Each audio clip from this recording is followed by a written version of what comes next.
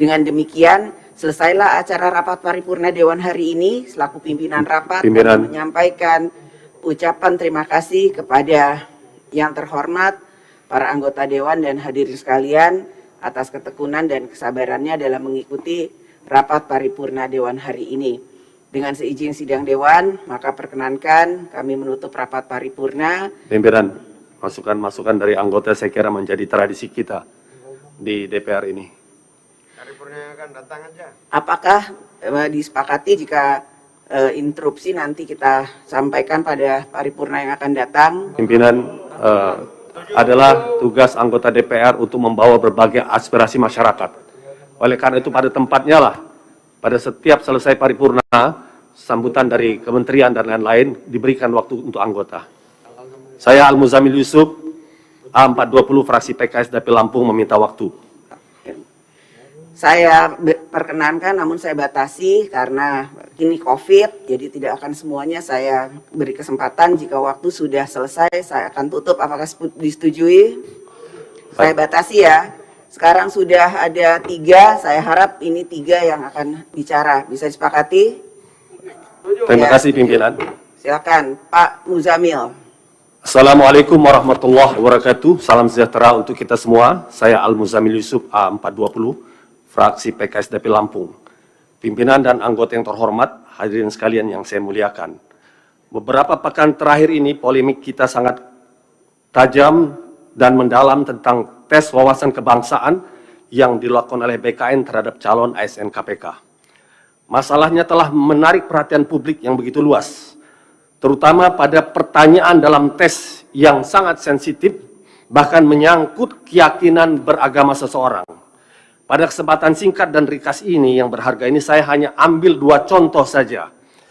Yaitu, pertama, seorang muslimah calon ASN KPK ketika ditanya tentang siapkah mencabut kerudung dan jilbabnya demi bangsa dan negara, ketika dia menjawab tidak, saya akan tetap memakai kerudungnya, penguji mengatakan Anda egois, tidak berani berkorban demi bangsa dan negara. Yang kedua, lebih parah dari itu adalah seorang peserta tes telah ditanya untuk memilih salah satu saja, Pancasila atau Al-Quran, tidak boleh memilih kedua-duanya. Pembenaran terhadap pertanyaan-pertanyaan tersebut telah kita dengar bahwa BKN ingin memberangus habis paham radikalisme agama yang telah menyebar di kalangan ASN.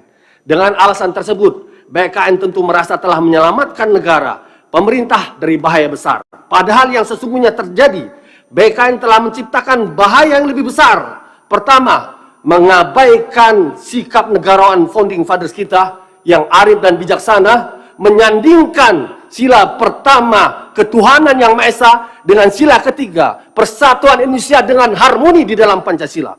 Kedua, BKN telah menginjak-injak amanat konstitusi Undang-Undang Dasar kita, pasal 29 ayat 1 dan 2, yang berbunyi, negara berasal atas ketuhanan yang Maha Esa dan negara menjamin setiap penduduk untuk memeluk agamanya masing-masing dan beribadat menurut agama dan kepercayaan itu.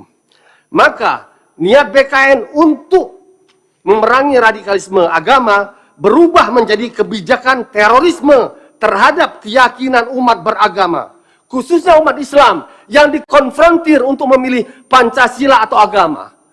Pancasila atau Al-Quran. Seakan-akan orang yang memilih Al-Quran, dia tidak Pancasilais.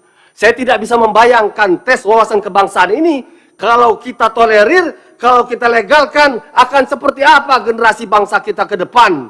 Oleh karena itu, pada forum yang penting ini, saya menyampaikan 3 tuntutan. Pertama, Presiden Jokowi harus menggunakan kewenangannya untuk membatalkan pemberlakuan TWK BKN terhadap calon ASN KPK maupun terhadap seluruh ASN dari berbagai instansi.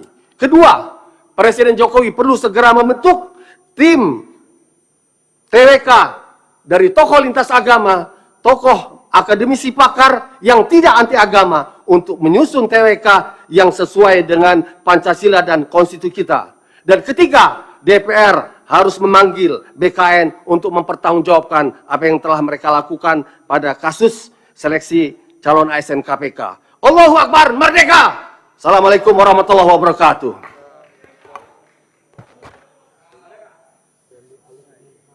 Kami persilahkan kepada Saudara Menteri Keuangan Republik Indonesia untuk bisa meninggalkan ruangan terlebih dahulu. Kami ucapkan terima kasih